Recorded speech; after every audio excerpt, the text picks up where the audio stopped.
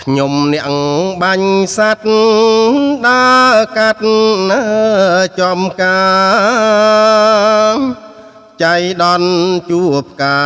រនៅភូមិក្បាលជ្រោយ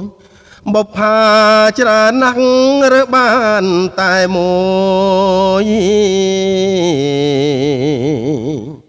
ចិត្តខ្ញុំផ្ដើមព្រួយព្រោះលួចស្នេហាខ្ញុំផ្ដាំ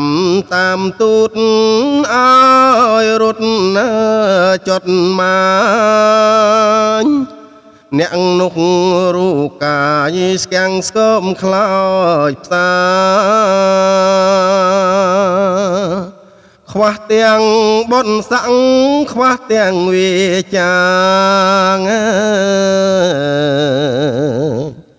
មិនអាចស៊ើបការឲ្យដឹងចិត្តស្រីបផាក្បាលជ្រោយខ្ញុំធ្លោយចិនដាប្រគល់វាសនានឹងចិត្តភក្តី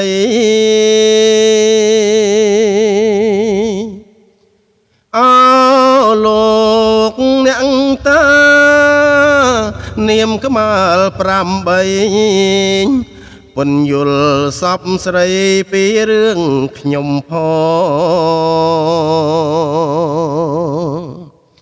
ជាតិនេះប្រាថ្នាបេះផ្កាងើយក្បាលជ្រោយខែមិនឲ្យរយជ្រុះធ្លាក់ចោលតរៀមជាបាក់សាកំព្រាបងកងសូមផ្ញើខ្លួនផងក្នុងនាមអកសัตว์